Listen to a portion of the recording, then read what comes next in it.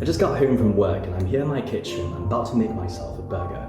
Now, many of my friends that know me really well would say I'm somewhat of a burger connoisseur. I absolutely love burgers.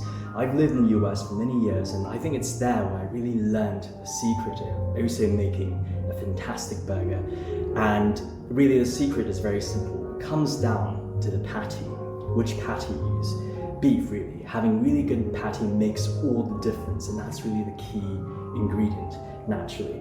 But tonight, as a twist, I'll be making a burger out of this. This is a burger patty from the Impossible brand, one of the upcoming companies at the moment in this massively growing industry of meat alternatives. Yes, this, as much as it looks like beef, is actually made from 100% plant, entirely from plant. And it's truly very shocking. I'm not sure if you can see this on camera, but if you were to look at it, just the look of it resembles beef so much. It's got the texture, the fat, the blood. It just really looks like beef. And apparently it tastes very much like beef as well. I'm not sure if you've ever had meat alternatives, but my experience of having them, and a lot of the vegan sort of substitutes for meat up to this point in time, has just been rather disappointing. I mean, they don't really look like meat at all when you remove them from the packaging. They usually look like frozen food. They don't look like beef or meat or anything like that.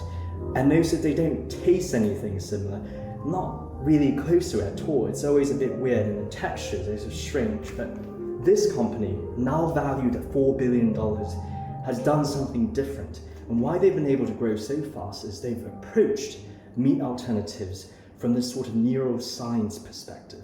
Their scientists actually really broke down what makes the experience of actually eating beef for us humans. What do we actually experience? What is the taste, the texture of the experience? And from that sort of insights, they built something from the ground up and really engineer something that is remarkably similar. One of the key ingredients that's so fascinating about this entire industry is actually they sourced down one of the most important tastes comes from this thing called heme, which is actually released by the meat when you're cooking it. It's a thing from blood that gives it a sort of iron taste, the taste that sort of this bloody taste more or less that a lot of people enjoy when they eat meat. And they've been able to identify and extract heme from soil roots, and that's really one of the key ingredients. But beyond all that, they've also really looked at the texture of eating meat and beef, and they've really tried and recreate the same thing. So they've extracted proteins from wheat to give this patty the sort of strandy and elasticy texture of beef. They've also extracted proteins from potato to give it the ability to actually become crusted and crispy when you're cooking the outer side of it. And they also extracted flakes from coconuts to give it this texture of fat. All in all, really, to create the actual experience of eating beef. Their objective is to try and convert people like myself, who are absolute meat lovers, to consider this as an alternative. Because if they can build something that's exactly the same, then it'll be much easier for us to actually move on to it. Now, why that is so important is because we're at a moment in time in society now where we're getting more and more critical and conscious about the sort of development that's happening overall in terms of our progression. Now, the agricultural animal industrial complex has just scaled limitlessly, an exponential sort of growth in demand of meat. And that's had adverse impact on our environment, on climate. For example, in terms of the beef livestock industry, cows are actually a major contributor of methane into the atmosphere, which is actually now a very big climate problem. But aside from that, there's also a question of biodiversity. There's also a question of whether we're being humane in how we handle livestock in this industrial complex. So potentially, if we can move to this, potentially we can live in a much more sustainable way. So I have never had this, I've never cooked this. Tonight will be the first time that I will be cooking this patty and eating it. And as a burger connoisseur, I'm excited. I wonder if it is, as they say, exactly like beef. And I guess we'll find out together. Packaging, and this is what we're dealing with. I mean, this is just incredible. This looks very, very meat-like. I mean, meat alternatives have come really far. Really unlike what I've seen from the past, and looks very much like something that's minced and ground. We'll be putting this on the grill now.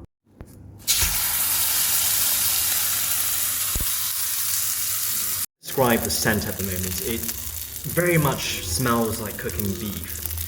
And even the texture of it as well, to actually play with it on a pan, it just has the same sort of consistency. And to me it's just incredible that a bunch of scientists have actually engineered this in a lab somewhere. And we have something that, at least in the cooking process, is very much like an actual patty. So I've just finished cooking the burger and I've cut it in half to show you the texture. At this point it does resemble beef. I'm about to have my first bite. I'll let you know how it tastes. I tried to make it very sort of simple so I could just really get into the flavour of the beef. So here goes. I've just had a couple of bites and I have to say I'm completely mind blown. This does taste very much like beef.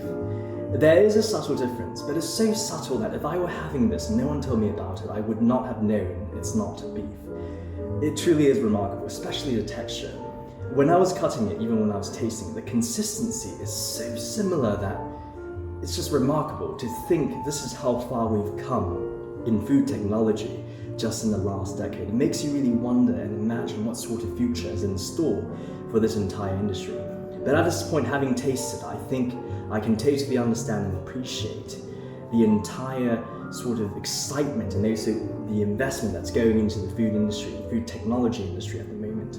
It truly is very exciting what sort of delicious future we have in store.